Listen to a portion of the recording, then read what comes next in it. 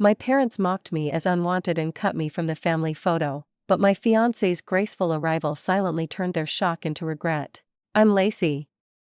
At my sister's wedding, my parents laughed at my fiancé, called him imaginary, said I made him up just to feel important. They even tried to keep me out of the family photo. But the moment that car pulled in, a Rolls-Royce, black as truth, everything changed. Still, the worst part wasn't the insult. It was the years before, the small silences, the backhanded jokes, the way they always made me feel like I had to earn space at my own table. Why did they need to erase me so badly? And what happens when you stop letting them? The Arizona sun hadn't even fully cleared the low rooftops when I pulled into the estate's driveway. Rental car tires crunching against the gravel. It was Thursday morning, 2 days before the wedding, and everything around me felt too polished, like it had been edited before I arrived. People were already in motion, darting from tent to tent, clipboard in hand, earbuds in, smiles stretched just enough to look real. No one stopped to greet me. I stepped out, smoothing the front of my linen dress, and walked toward the main entrance where a huge floral arch wrapped around a wooden easel. It held a printed layout of the weekend. Friday, welcome dinner. Saturday ceremony. Sunday farewell brunch. Names and times neatly arranged in soft blush fonts. My eyes scanned quickly. Shannon, maid of honor, Claire. Bridesmaids, Naomi, Priya, Zoe. Family procession, mom escorted by Uncle Brian. Nothing. No Lacey, not even a vague title like family guest speaker or readings. I wasn't just left out. I'd been edited out. I stood there for a long second, pretending to study the brunch menu printed next to the schedule. Inside, my stomach curled in the way it always did before I stepped into a room full of people who used to love me out loud. In the living room, cousins were unboxing coordinated floral robes, squealing about monograms and facials. I slipped in and smiled, but no one made space for me on the couch. Claire, the new maid of honor, gave me a hey that was just a tone higher than polite. Shannon floated in behind her, hair perfectly coiled, barefoot, holding a green juice. Lacey, you made it, she said, giving me a side hug. You're staying at the Airbnb, right? The one near the lake. Yeah, just got in this morning. Oh, perfect. That one's so cute. Very you. I hesitated before asking, do I need to come in for a dress fitting? Her eyes flicked to Claire, then back to me with a practiced smile. Oh, I figured you'd prefer to just relax and enjoy the weekend. The bridesmaid stuff is kind of hectic, and I know you're not big on pastels. That was it. No warning. No, hey, hope you're okay with this. Just cut out like a background character whose name got trimmed from the script last minute. I nodded, not trusting my voice. Sure, no problem. And that was the moment I knew I hadn't been overlooked. I'd been excluded on purpose, and the worst part, they'd all agreed it was best not to tell me. I kept it together through the morning bustle. By noon, I found myself sitting across from my mother at a small cafe table on the estate's back patio. Her hair was done, full face of makeup already melting slightly in the heat.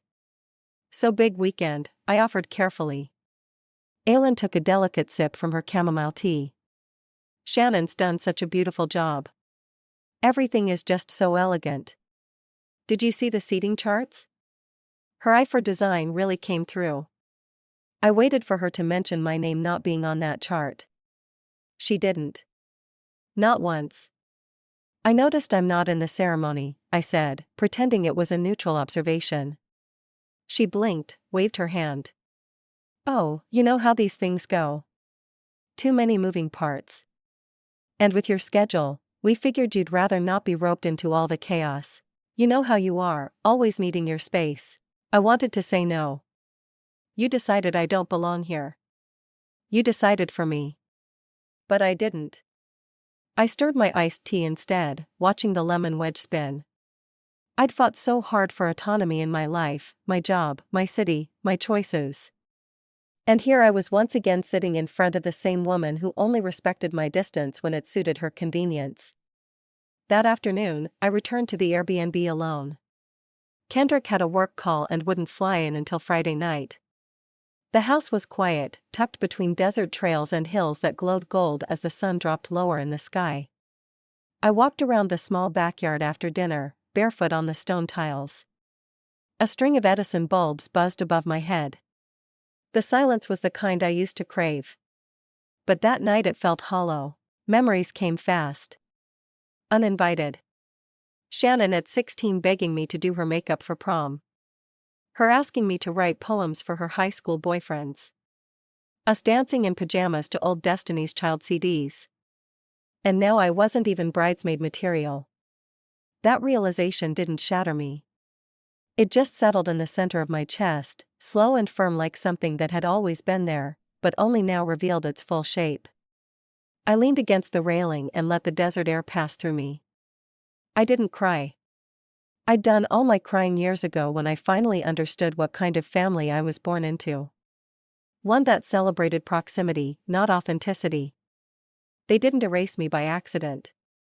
They erased me because I made them uncomfortable. Because I refused to shrink. That night, as I climbed into bed alone and scrolled through the group texts lighting up my phone, photos of pastel robes, selfies in the bridal suite, I made myself a silent promise. I wouldn't fight for space where I wasn't wanted. But I also wouldn't disappear. Morning arrived too fast. The sun was already heating up the patio tiles outside by the time I zipped up my dress and headed back to the estate for the family brunch. I didn't sleep much. My phone was full of wedding prep photos, pastel filters, toasts, champagne flutes clinking midair, but not a single one included me. Kendrick was in meetings across town. He'd land back in Scottsdale later that evening. I told him I'd be fine. At the brunch, the atmosphere felt curated. Coordinated floral centerpieces, perfectly folded cloth napkins, a customized sign that read, "Brunch with the Bride." I walked in and scanned the tables. Shannon and the bridal party were at the main family table near the front windows, laughing, sipping mimosas. My name card was nowhere near theirs. Instead, I found mine wedged between two distant cousins I barely remembered, one of whom was already deep in a conversation about fantasy football. I sat down and smiled politely, nodding through a story I wasn't part of. Out of habit, I reached for the pitcher of orange juice near the mimosa bar. As I poured, I overheard my mother's voice behind me. Light, amused, not trying to be discreet. "She says he's in aviation," Aylin said. "But who even knows what that means anymore?" Judith responded a bit louder. "I swear at this point, I think she just pulls pictures from Pinterest and says, 'That's him.'" They burst out laughing. I didn't turn around. I didn't confront them. My hand tightened around the glass stem just enough to steady it. I lifted it slowly and walked back to my table, careful not to spill anything. They were talking about Kendrick, about the man I had built a life with. The one who sent flowers to my mother on her birthday, even when she didn't reply, the one who respected the silences I didn't know how to fill with my family. And they reduced him to a punchline. Part of me wanted to believe they were just joking. That it wasn't personal. But the laughter said otherwise. It wasn't just casual mockery. It was targeted. It was meant to diminish, to chip away at what little space I'd carved out for myself in this tightly controlled narrative they'd all agreed on without me. A little while later, Shannon stood and clinked her fork against a glass. "Okay, everyone, before we head to the spa, let's take some group shots for the wedding album." She gestured toward the staircase near the floral arch where a photographer had already begun setting up. Everyone rose, buzzing with energy, shuffling toward the photo area. I followed, walking slowly behind them. Judith's voice again, this time aimed at Shannon. "You know, why don't we have Claire stand next to you instead of Lacey? It just makes more sense. Claire's getting married next, and she fits the palette better anyway." Shannon didn't flinch. "That's fine." No one disagreed. Not even my mother. Claire smiled like it was a favor she hadn't asked for. I stood there for a moment a few feet away from the forming group. A cousin called out, "Lacey, can you hold our phones?" So, I did. That was my role now. The photographer didn't ask me to step in. He just clicked away as they posed. Shannon beaming in the center, flanked by her bridal entourage, all soft pink and curated grace. Claire next to her, hand resting lightly on Shannon's shoulder like they'd been sisters all along. I smiled because it's what you do. After the photo session, I made my way quietly toward the powder room down the hall. I closed the door and rested both hands on the sink's edge. The mirror was too clean, too honest. I stared at my own face, waiting for tears, but nothing came. My reflection looked calm, too calm. I reapplied my lipstick, blotted it with a tissue, fixed a strand of hair that had come loose, and then I stood there in silence long enough to breathe, to decide. I would not ask why. I would not beg for space again. This wasn't an accident. It was strategy. Their silence wasn't clumsiness. It was choice. So, I chose too. When I stepped back out, no one noticed I'd been gone. No one asked where I went, and I didn't offer. The sun had shifted across the estate, casting longer shadows on the ground. I walked back through the patio, past the mimosa table, past the chatter, past Judith's smug smile. I didn't stop. Let them keep their photos, their pastels, their curated brunch moments. I had something far less polished, but far more powerful. Truth. And it was starting to sharpen inside me. After brunch, I didn't linger. I slipped out through the side patio, past the hibiscus hedge, and circled back toward the guest house where I was staying. My room was still cool and quiet, the curtains drawn just enough to soften the desert light pouring in. I kicked off my sandals and sat at the edge of the bed, hands resting on my knees. I stayed like that for a while, still breathing. My body was present, but my thoughts were everywhere else. On the mimosa table, on my mother's laugh, on Claire's perfectly timed smile next to Shannon in that family photo. I wasn't angry yet. That would come later. Right now, I was just tired of pretending it didn't sting. By late afternoon, people had started drifting toward the backyard again. There were wine bottles popping, Bluetooth speakers buzzing with old-school R&B, and the faint smell of grilling shrimp skewers wafting through the open kitchen doors. Casual mingling. That's what Shannon called it. A wind-down night before Saturday's big event. I took my time changing. Nothing too flashy. Just a navy blouse and jeans. Clean, minimal, forgettable. I didn't want to be noticed. I just didn't want to be erased. The backyard had been strung with lights. Cousins filled the beanbag chairs. Uncle smoked cigars in the far corner. And someone passed around a tray of sangria in mason jars like it was still summer break. I found a seat near the fire pit, nodding politely at the group already there. Shannon was off talking to a florist on speakerphone. My mother was nowhere in sight. Colby, my younger brother, was holding court as usual, animated, loud, surrounded by people who fed off his energy. At 26, he still carried himself like a frat boy who'd never left orientation week.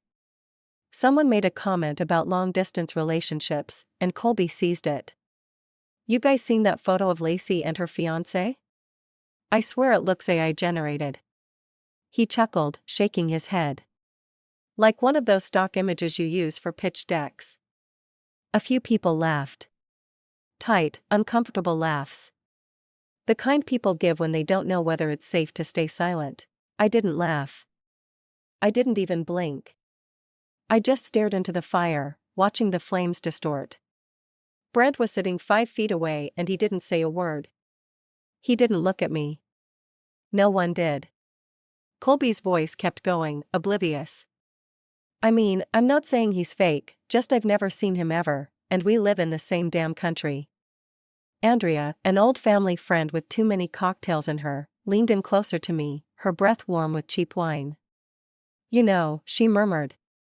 "I always figured you were more the independent forever type. Not judging. You just always had that vibe." I turned my head toward her, not saying a thing. Her smile wavered. "I just mean like you never really needed anyone, that's all." It was meant to sound flattering, but it didn't. It felt like someone reaching into your rib cage and tapping on the one part you tried to keep untouched. I stood up without a word. Didn't excuse myself. Just walked away through the laughter, past the firelight, down the stone path toward the main house. No one followed me. Inside, the hallway was dim.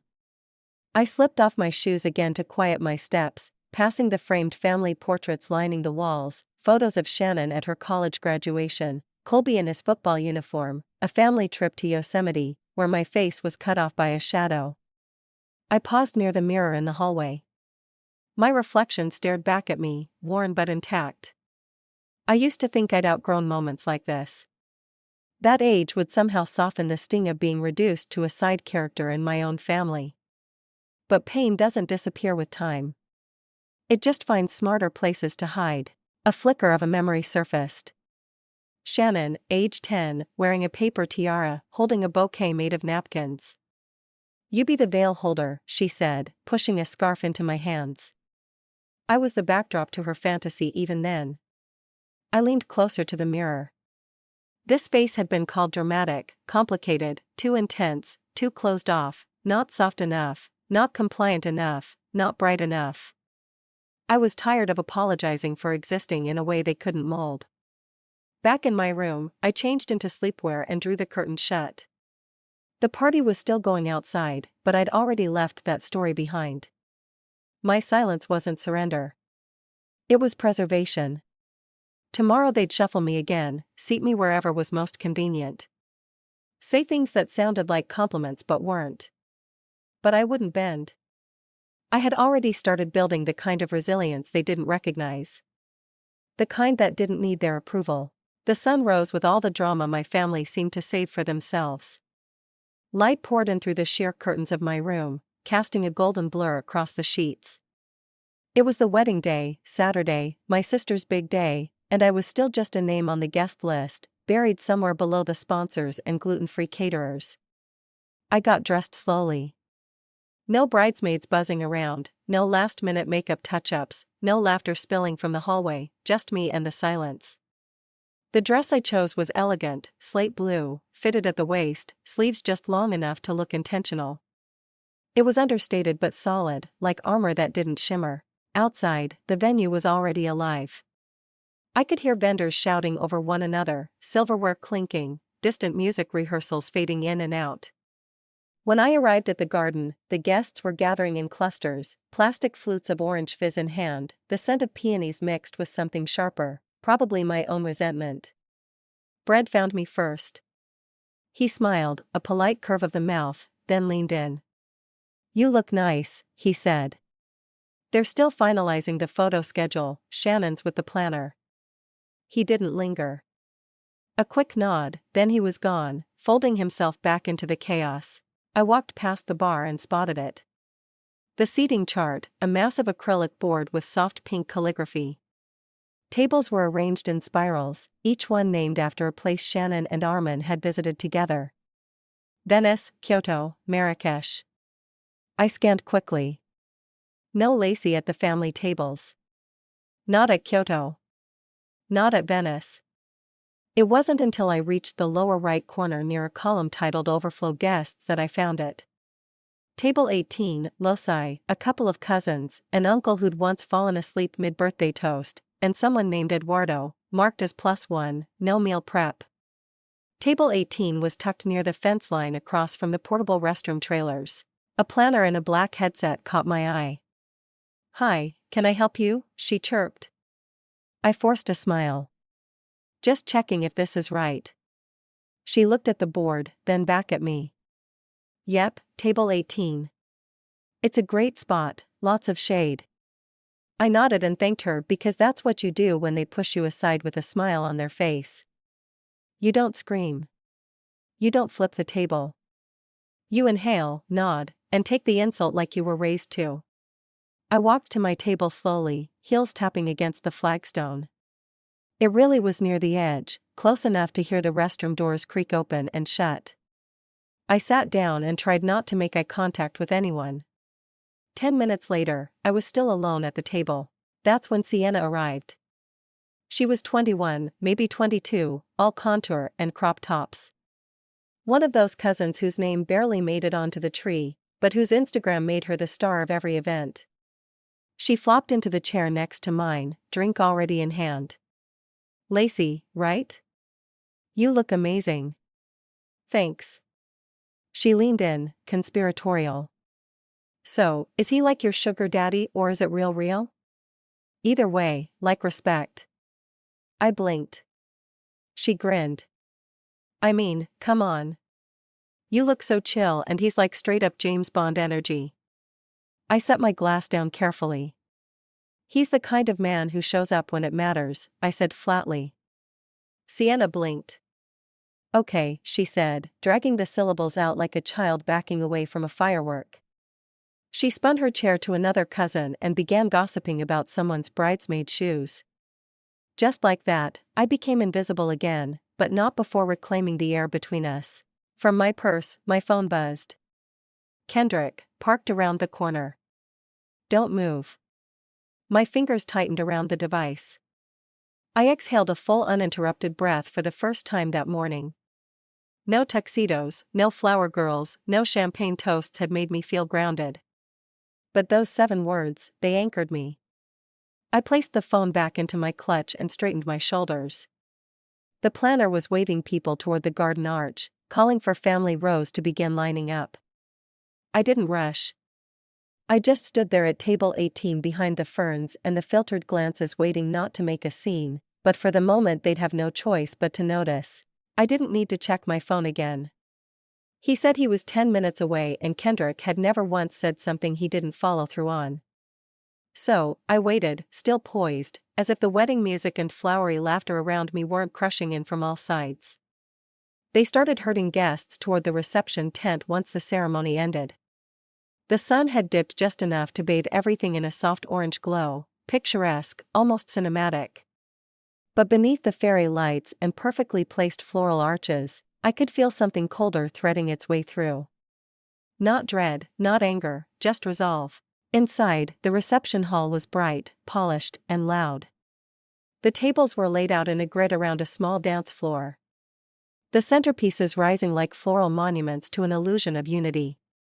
I found my seat again, still at table 18, still facing the back. It didn't matter. The DJ tapped the mic and announced it was time for toasts. First came Armin's best friend from med school, a charming, self-deprecating story about their residency years.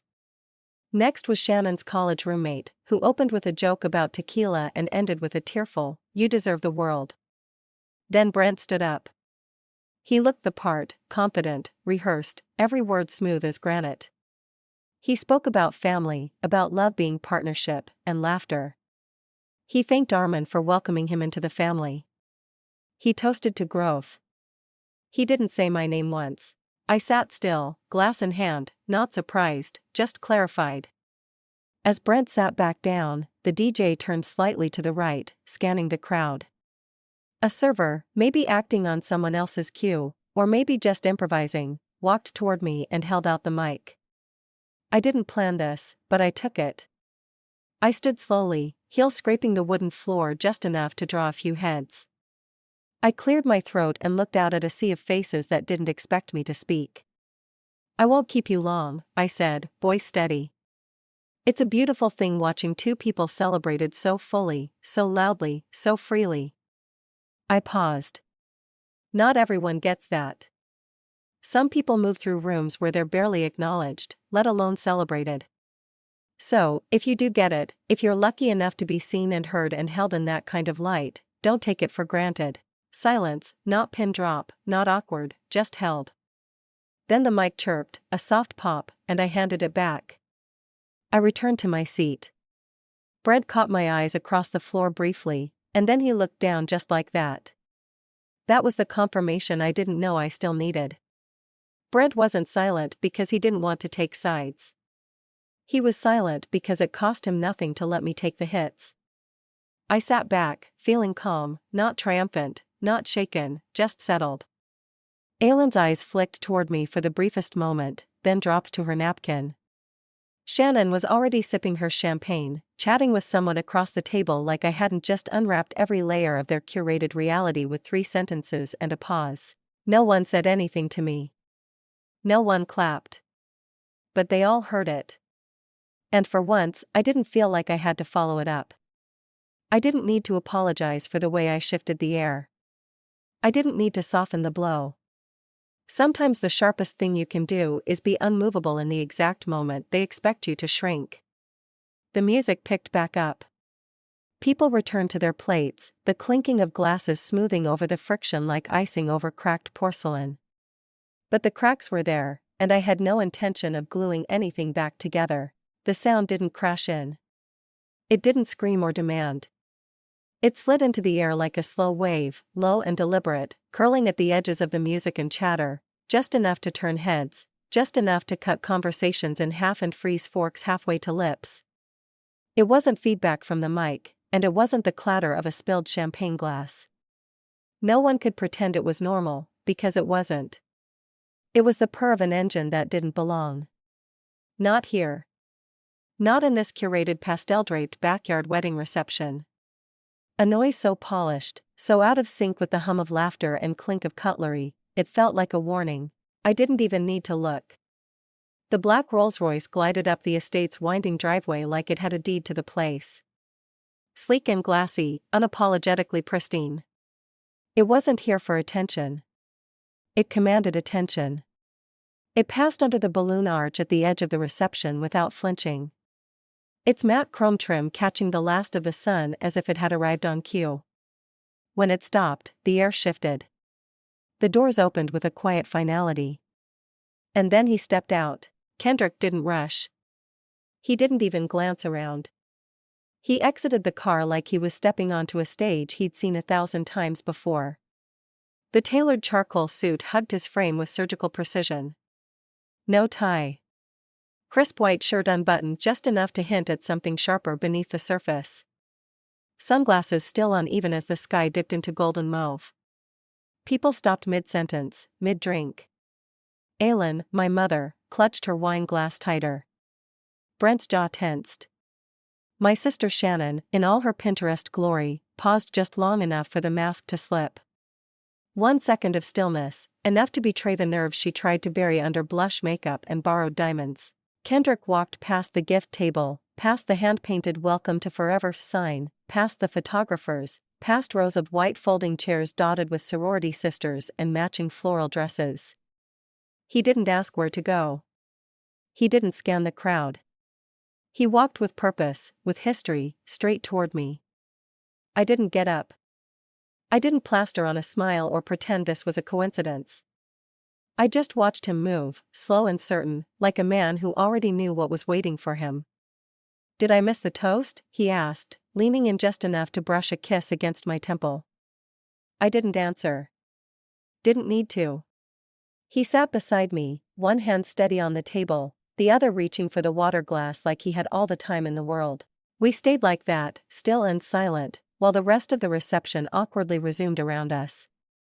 Muffled chatter, an unsure laugh, a waiter pretending not to stare. Then Kendrick pulled his phone from his inner pocket, unlocked it, scrolled.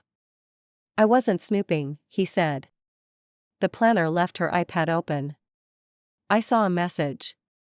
I didn't move. It was from your mom to Shannon. His voice, still low, dropped in temperature. She said, and I quote, "Don't let Lacey near the mic. Let someone else speak first and cut it if she insists." My throat went dry, but I said nothing. Kendrick wasn't just delivering news. He was delivering proof. They didn't forget you, he said. They made sure no one heard you. That hit harder than anything. I'd spent months gaslighting myself, wondering if maybe I was too sensitive, too reactive, too much. Kendrick had always played it cool. Told me not to assume the worst. Not anymore. He looked at me and I met his eyes. Not hurt, not broken, just clear. Ready. All this time, he said, I thought you were exaggerating. I thought maybe they were just careless, but this was deliberate. I nodded once, the smallest gesture. Not for him, just to steady myself. Then he stood. I'm going to make my rounds, he said, smoothing the edge of his jacket. Join me when you're ready. I watched him walk straight back and calm into the heart of the party. He approached Aylin first, and I saw the color drain from her face. Aylin, he said, offering a smile that wasn't quite warm. What a beautifully executed event. She mumbled something about hydrangeas and vendor delays. Kendrick nodded as if he cared. Then came Shannon, her smile faltered. Kendrick extended a hand, gracious and cold. Congratulations. Wishing you and Armin exactly the future you've earned. Brett moved to shake his hand and Kendrick didn't take it. The silence that followed was surgical. You could feel the air ripple. The guests noticed. Heads turned. Whispers started. Hesitant at first, then sharper. People glanced back at me, still seated at the edge of the lawn. No mic, no spotlight. Just me, watching everything fall into place. But something had shifted. I wasn't invisible anymore. The whisper they thought they buried had walked in on 4 wheels and left the doors wide open. No more pretending, no more shrinking, no more waiting for someone to hand me a voice. I had one, and I had Kendrick, who'd made sure everyone remembered it. And now, for the first time all day, I felt like I was exactly where I was supposed to be. The laughter didn't sound like joy. It was the kind of laugh that curled at the edges, tight, rehearsed, too synchronized. It came from the back right corner of the reception tent, where the lights were dimmer and the wine glasses were fuller. I was halfway through a bite of cake when I caught the sound of my own voice. At first, it didn't register, just a faint audio clip muffled under giggles and clinking silverware. But then I heard the words clearly. Me, 19 years old, speaking nervously at a college panel. I recognized the speech. I recognized the tremor in my voice. I remembered how proud I was to get up there that night. And now they were playing it like a blooper reel. I turned in my seat. A semicircle of women, Judith, 2 of my cousins and an aunt I barely spoke to, were gathered around a phone. One of them, mouth wide open in laughter, nudged the other. Judith wiped the corner of her eye dramatically. And she wanted to be a motivational speaker. Another chimed in. Poor thing. She sounded like she was about to pass out. I stood slowly carrying my plate with me as if it were a shield. I walked over, pretending to refill my drink at the water station just beside them. That's when I saw the screen. Someone had dug up an old YouTube clip and shared it to the family group chat. It now had a laughing emoji reaction from my mother. I didn't say a word. I didn't need to. Their laughter spoke loud enough. I returned to my seat in silence. And that's when Claire started talking. Claire, the cousin with 2 degrees, a dermatologist husband, and a curated life on Instagram that practically begged for a sponsored deal, was sitting close enough for her words to land. My sister just got accepted into the fellowship at Mount Sinai, she said. And did you hear Becky opened her 2nd clinic? There were murmurs of approval, raised glasses, fake surprise.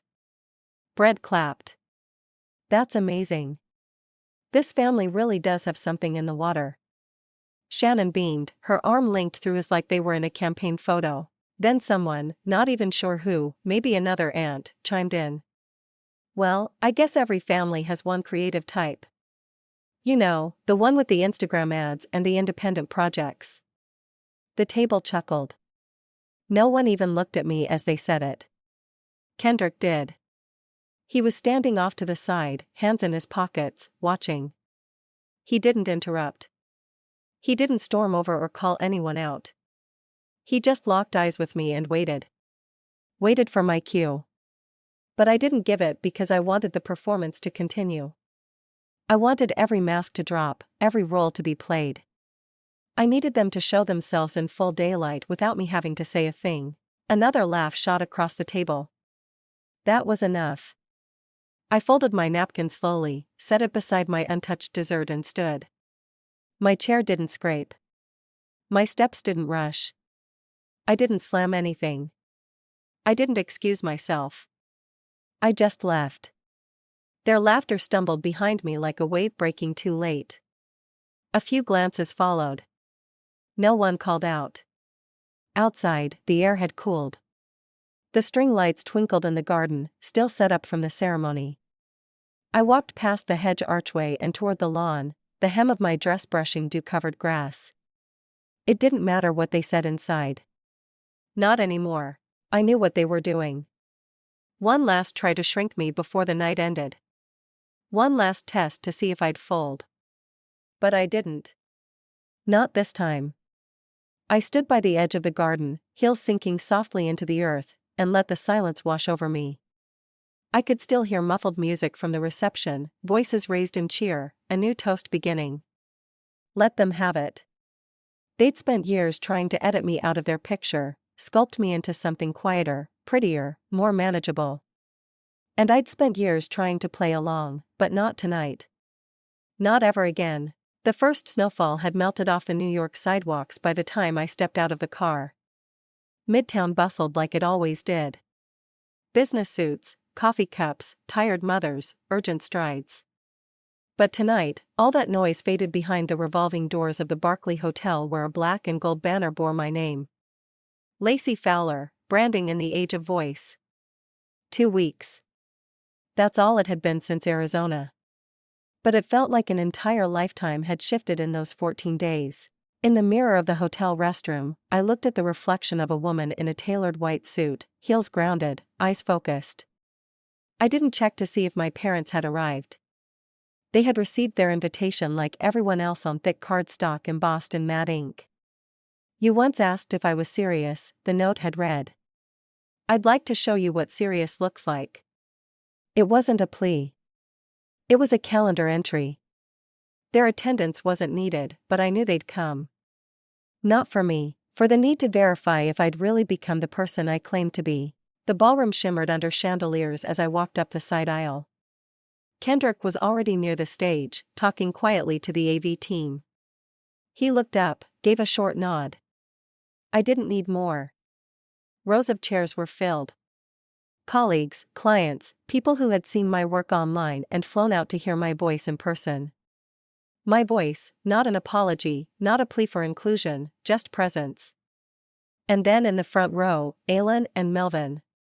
My mother's lips were pursed, her expression unreadable. My father wore his gray blazer that he always saved for events with potential. Neither of them smiled, but they didn't look away. That was enough. I stepped onto the stage. The mic was already live, the lights warm, but not blinding. Good evening, I said, calm and deliberate. I want to talk to you about building something when no one believes you can. I want to talk about starting from a place of invisibility and making that the very reason people can't forget you. I didn't mention Arizona. I didn't speak of my family, but every syllable was a quiet excavation of everything I hadn't been allowed to say for years. People leaned forward. Phones came out. Notes were taken. But I kept my gaze above them, above the rows, above the noise. I wasn't speaking for approval anymore. When the applause came, it wasn't deafening. It was deep, affirming, the kind that stayed with you long after the room emptied. Later, on the rooftop, the air turned cool and sharp. Aylin approached Kendrick first. Thank you, she said, tone clipped for believing in her when we didn't. He tilted his head, expression unreadable. She never needed belief, he said. Just space. A pause. My mother looked at me, opened her mouth, then closed it again. She didn't apologize, and I didn't need her to. I just nodded, then turned away to greet someone from a brand agency who wanted to set up a meeting. At the end of the evening, as the last servers cleared empty flutes and half-eaten desserts, Melvin approached. His voice was low. You've built something. I didn't see it before. I met his eyes. No one did, I said. He didn't push, just nodded and walked off, jacket draped over his arm. And that was it. No grand reconciliation, no tears, no embrace. But in that moment, I realized my win didn't need an audience. It didn't need validation from the people who had once dismissed me. The point was never revenge. It was freedom. Freedom from shrinking. From needing to be smaller to fit someone else's version of a daughter. I stood alone on the rooftop, the city below glowing like a promise I'd finally kept to myself. The first time I watched the sea from our balcony in Dubai, it was silent. Not just outside, but inside me. For the first time in years, I wasn't performing resilience. I was living it. It was late evening. The sky was cotton soft, blending lavender with deep coral, and the wind carried hints of salt and jasmine. I was barefoot, watering the herbs on the ledge, basil, mint, and a stubborn rosemary bush that refused to die no matter how many times I forgot it. Behind me, Kendrick was uncorking a bottle of red on the outdoor table. He set out 2 glasses, the clink barely rising above the hum of city lights below. Funny how far you can travel just by stepping out of their version of your life, I murmured, not looking back. Kendrick didn't reply. He didn't need to. We didn't talk about Scottsdale anymore. Not in the way people relive wounds. If it came up, it was clinical, like referencing an old surgery scar. There was pain here once, we might say, but never again with apology. My phone buzzed inside. I left the watering can half full and walked in. The family group chat was still active. It had been unusually quiet since New York. But that night, a message popped up. Aylin had shared a photo. Me and Kendrick from the summit stage. The banner behind us crisp and clean. The caption read, "Look who made it into the family album." No exclamation marks, no emoji, but also no passive aggression, just inclusion. Seconds later, a friend request from Judith appeared on Facebook. I stared at it for a moment. Not long enough to overthink. I didn't accept. I didn't decline. I let it sit. That was the difference now. I didn't have to respond to everything to feel whole. A knock at the door broke the moment. Kendrick answered. It was a courier, white-gloved, holding a padded envelope. Inside was Shannon's wedding album. I opened it slowly, flipping past spreads of bouquets, table settings, candid laughter frozen in time. I was in one photo, far in the background. Blurred. No caption, no name. I closed the book and placed it on the bottom shelf of our living room bookcase. Not out of spite, just so it could collect dust next to the cookbooks we never touched. Kendrick joined me out on the rooftop again, wine in hand. I think, I said slowly, that I'm finally done measuring what they didn't give me. He raised his glass. That's because you started measuring what you gave yourself. The moon was brighter than the stars that night. It hovered like a quiet witness over everything we'd left behind. They may never say sorry, I whispered. You didn't need it, Kendrick said. Not a question, just truth. I leaned into him. Not because I was tired, not because I needed holding, but because we were finally standing on solid ground together. The city pulsed below. The wind cooled the edges of my skin. I didn't crave applause. I didn't need the last word. I had made peace with the echo. And this wasn't revenge. This was reclamation. There was a time I honestly believed that if I just worked hard enough at being agreeable, if I smiled when it hurt, kept quiet when I wanted to scream, made myself smaller every time I entered the room, then maybe, just maybe, they'd finally make space for me. Let me in. Let me belong. But here's what I've learned the hard way. You don't need to keep trying to earn a place in a room that was designed to erase you. You don't need to fold yourself into a version they'll accept. Some spaces were never built for your voice. And that's not your failure. That's their limitation. You have the power to build something better, to take up space, to be loud, bold, clear, to write your own story, not wait around hoping to be written into someone else's version of it. If you've ever felt like the outsider in your own family or like every room you step into expects you to shrink just to keep the peace, this is for you. Stop apologizing for existing. You don't have to be palatable to be valid. You don't have to make yourself small to be accepted. You are not a footnote. You're the whole story. And your voice, it's not too much. It's exactly right.